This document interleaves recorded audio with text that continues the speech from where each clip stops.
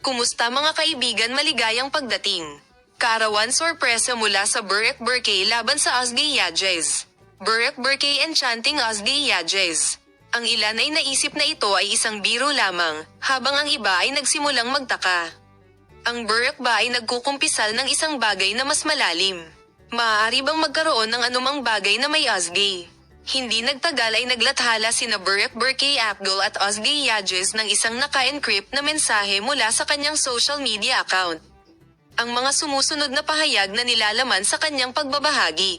Ang ilang mga salita ay hindi isang biro. Agad na nalilito ang mensaheng ito. Agad na napuno ng mga tagahanga ang social media ng mga komento.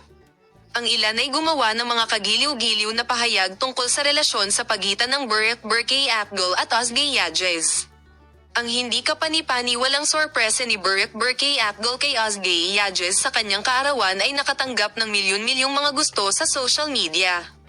Patuloy naming ihahatid ang mga bagong pag-unlad sa paksa sa iyo. Manatili sa aming channel upang makita ka sa pinakabagong pagbabahagi.